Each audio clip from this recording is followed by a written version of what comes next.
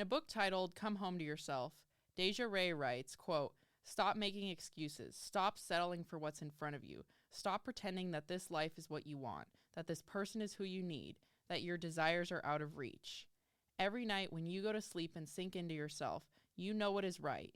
You know what your heart wants." End quote. Hello, hello, hello, everybody, and welcome back to another episode of Chasing the Dream. My name is Lily Rain. I'm a college student, content creator, model, podcaster, all of the above, based out of San Diego, and I am so excited to be back. I took a month off from podcasting. I had a bunch of episodes pre-recorded. Some I recorded in February, and then I ran into some health issues, so I took a month off. I wrote a bunch of scripts. Today I'm bulk recording, and I'm so happy to be here. I had to go to the ER, and I went to urgent care probably every week. It was really bad, but I feel a lot better. I finally saw a specialist after waiting 6 months for an appointment, but the last 3 months have been really grueling health-wise, and I'm just really grateful that I'm in better health and that I can get back to doing everything that I love. I have a consistent gym routine again, and work has been a lot easier. I'm not calling out because I'm sick anymore, so that's been very nice. I also started going to therapy. I want to do a whole episode on mental health and going to therapy and have one of my friends in it, but I want to go through my full 10 weeks and be consistently taking medication. I am taking it consistently. I started taking medication for my mental health, but I want to see what medication works for me just because I've been trying different things and different dosages. So I want to level out, and then we'll actually have a conversation about it. I'll have one of my friends on. She's kind of in the same boat as me, so it'll be really interesting to get both our perspectives. And yeah, this episode is about why it's okay to change your mind in college, coming from someone who changed their mind a couple times. And I just want to give a heads up. I love talking about statistics because it backs up what I'm saying, but also it is interesting to hear, and it is very reassuring, especially when you hear that most of society is kind of going through the same thing as you, and then you can take a breath of fresh air and realize that everything is going to be okay. So for the first part of the podcast, it's going to be the meat, the story time. I have a statistic from NBC. Millions of freshmen are settling into college this fall, and 9 out of 10 pursuing bachelor's degrees are confident they'll finish in 4 years or less. If history holds true, however, fewer than half of them actually will. The article also notes, students can prolong their stays in college by arriving unprepared, taking too few credits per semester, working while in school, changing majors, running out of money, or taking time off for family obligations and other reasons.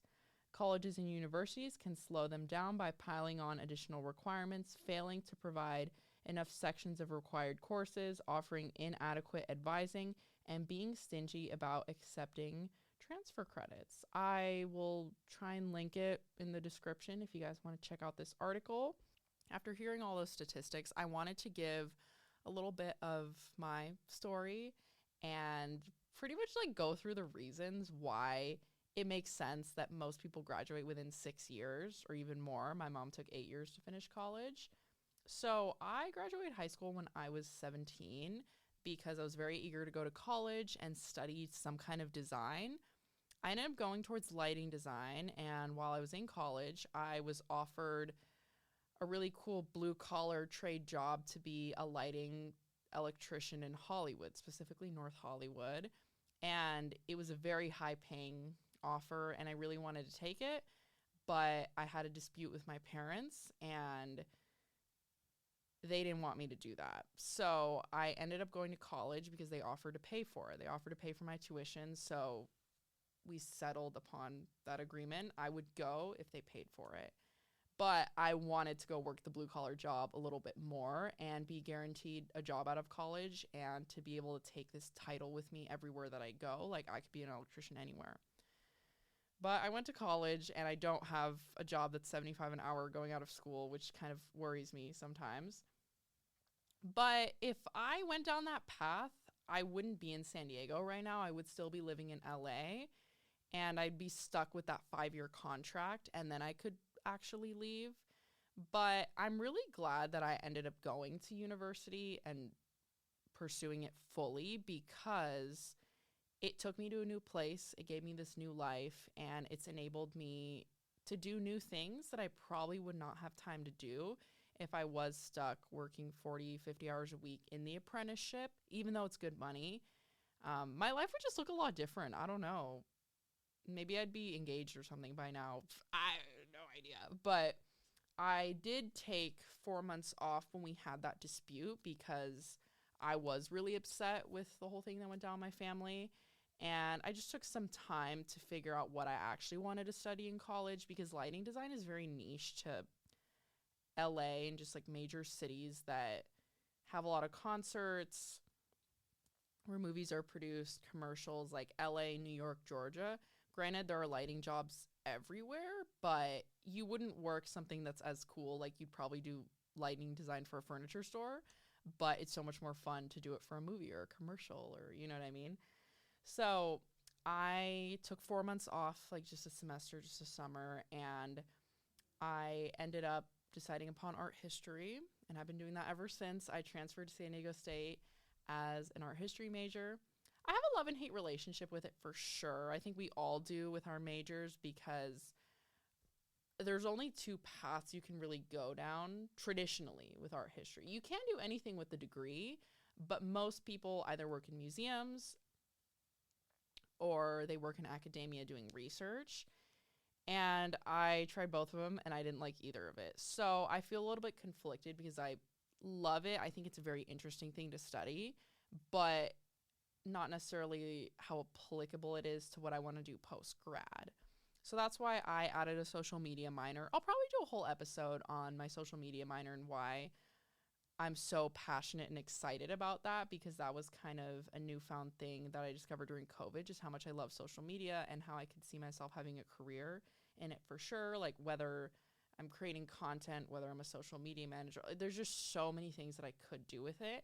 And because I'm from LA, there's so many more jobs in LA to do that. So, you know, I could stay here, I could go back. I do have a lot of options with what I could do with it. I could go to another state. Like, hell, it's really versatile and interesting. And every company needs social media people now. Whether older generations want to believe that or not, this is a useful minor for sure. In the article notes where it talks about students prolonging their stays and pretty much why it happens, there's a lot of issues in the American higher education system where we just have inadequate advisors. People who just aren't qualified, people don't know what's going on. And granted, requirements do change for colleges all the time. And, you know, what exam is needed to get into grad school, if even that anymore, or if you still need the SAT, ACT to even get into college as a freshman. It's all been so up in the air since the post-COVID world. It's not as traditional as it used to be, but some schools are going down the traditional route.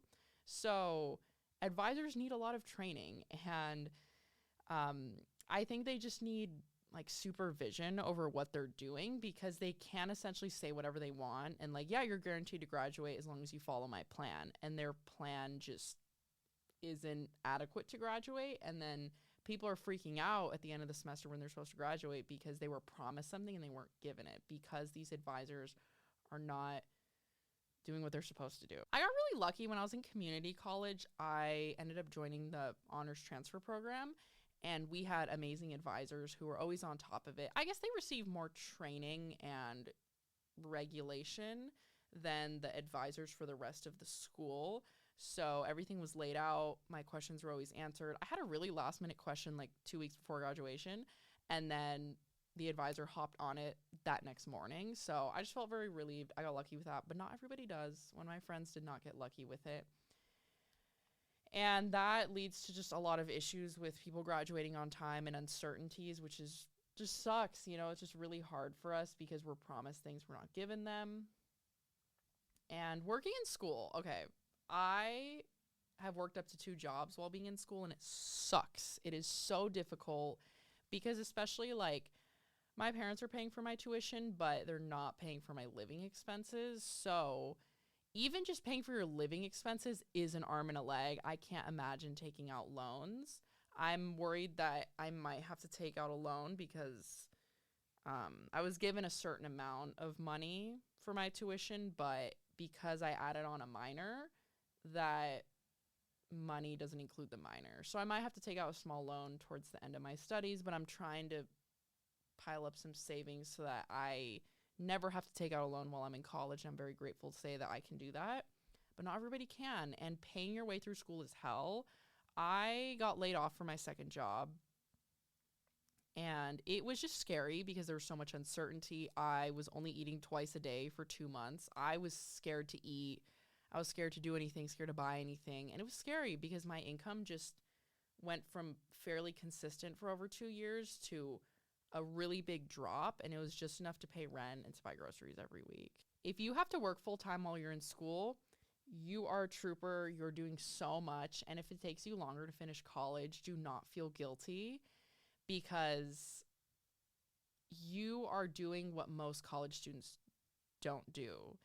And you're going down this unconventional route. But at the end of the day, you are paying your way through school, and that's a really big accomplishment in today's society, because older generations could work part-time, pay their way through school. They could be comfortable. They could have savings, marry someone, and buy a house before 30. That is impossible nowadays. It truly is. So if you're even paying your bills, paying some of your tuition, you're doing amazing. I promise everything's going to be okay. Your hard work does not go unnoticed. And we just can't keep up because of the state that the world is in, and there's nothing wrong with that. And don't let anybody discourage you and tell you that there's no reason for you to work. I had a really bad experience at my job. So my old job that laid me off, I was a server, and I had an experience with a customer where they asked me how my day was going. It was a couple, and then I looked at them and I told them, it's been good. I'm really grateful I have this second job. I'm just a little bit tired because I was at my job in the morning. I just got off of it. And the lady does this evil laugh kind of at me, like, oh, honey, there's no reason for you to be working 2 jobs. And then her demeanor like changes. And I looked at her, I was like, why? And she said, because you need to focus on school. And I said, I'm focusing on school, but I can't afford to go to school if I don't work 2 jobs. This is the most expensive city in America. It was recently, like, San Diego was recently ranked the most expensive city in proportion to the minimum wage. And it was kind of tense, but I believe in service workers being able to defend themselves. And especially standing up to boomers and people who had it so much easier, and they have a really hard time admitting that we're going through hell, and they did not set us up for success. They set us up to throw our lives away to capitalism, and it's just so toxic the way that they think that they can speak to us. And I just don't think it's fair. And I'm glad that I stood up to myself. So yeah, that was just an interesting moment. But I guess this all kind of comes down to, you feel so much more fulfilled too when you pay your way through school, and you can say that nothing was handed to you. To go through the rest of the list, changing majors. I did change my major, so did add on a little bit extra time. Although I do have credits from my old major that still ended up kind of working, because they were some GEs and electives, so kind of fell under this art umbrella. Because when I was a design major, you guys, it's such an uncommon, unheard of major, that because it's just so niche to like big cities where you film movies. So they were just like, design, I guess I don't know, it's just kind of like an art thing. But taking time off for family obligations and other reasons, just sometimes personal stuff comes up and you need to take time off. What I will say about taking time off though is that you need to go back as soon as possible, because statistically the odds are against you. If you take time off from school, if you drop out, you are very likely to not go back. So like the longer you step away. So if you take a semester off, don't take 2, don't let it turn into 3, 4, 5, 6. Just go back as soon as you can, as soon as, things are leveled out, your family situation is better, whatever you're going through is at a point where it's manageable. So this one's kind of scary. When universities fail to provide enough sections of required courses. I don't know if it's as hard to take everything if you're a bigger major like business or nursing, but my major's pretty tiny, and there are 2 courses upper division courses that we need to graduate, and it is almost impossible to take those courses because you're stuck on a long wait list. It's pretty much the class only has enough seats for like 20 to 40 people, and well over 20 to 40 people are trying to take the class, and they're only offered twice during your junior and senior year. You can only take it during the spring, or you can only take it during the fall. There's a seminar class I'm taking right now. It's only offered in the spring.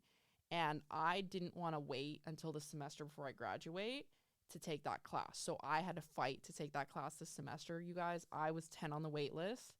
I jumped up to 1, and then I still showed up, and then somebody didn't show up, and then I ended up getting the class. It was scary. It is a war to get these required courses, at least when your major's small and they don't hire out enough.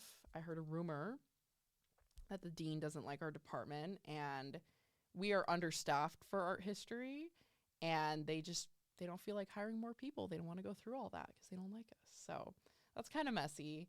It's just not fair to the students because we shouldn't have to take an extra semester, spend more money because the university just can't get their act together. This last one, I have something to say about this. Being stingy about accepting transfer credits is absolutely beyond me. So I took an Asian art course that I needed to get my associate's degree in community college, and it matched the equivalent of the Asian art course here at State. So when I transferred, it said that I was good. And then more recently, I was looking at my graduation plan advising thing, and it said that I had not taken this lower division course. But then I remembered that class was terrible. It was very traumatizing. I did not like that professor. She was doing stuff that was illegal. That's besides the point. But I know I took that class. It was not transferred over, and then I had to go appeal it and show them that this is the equivalent of the course at State, and it takes 10 business days to hear a response back from them. And it was even hard to get an appointment to ask if I could try and petition for the class to count.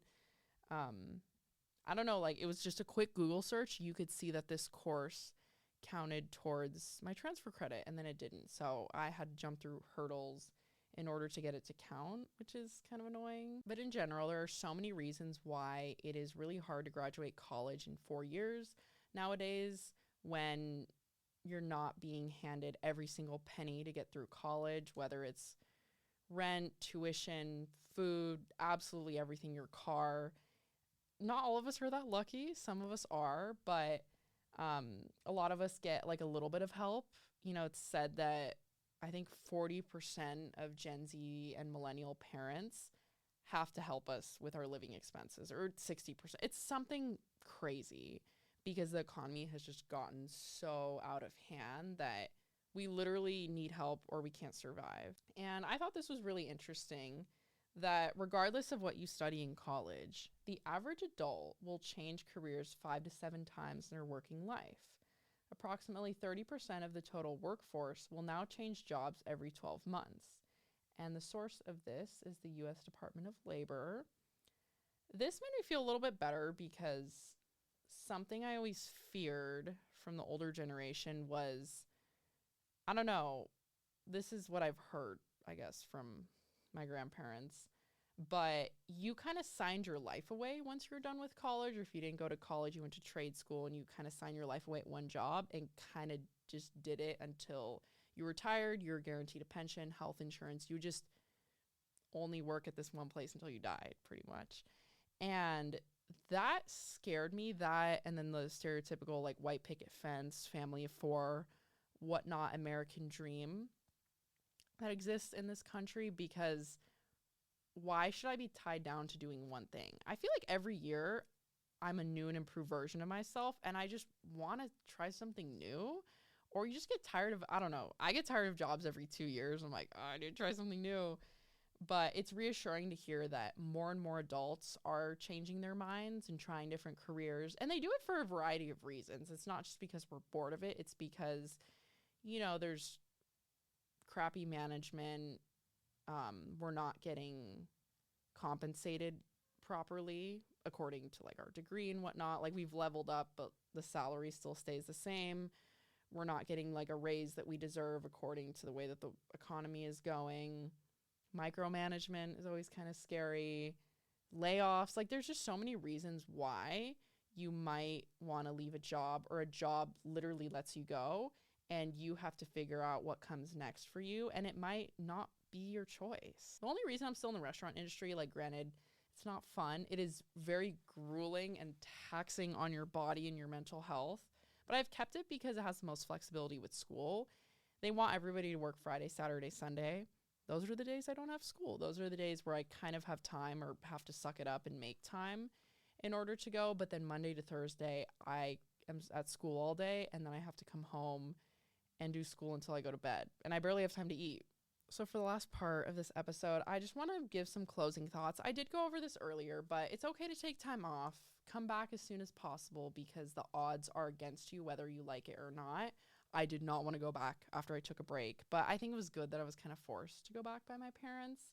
And then if you're working, if you have to take more time, do not let anyone guilt trip you, especially if you don't have loans and you're kind of evened out in terms of tuition, living expenses, like you're doing just fine, but you need an extra year, you need an extra semester.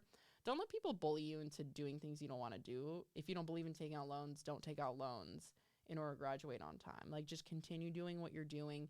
You know what's right for you and your situation, and you have to stand very firm in that to not let other people's opinions get to you.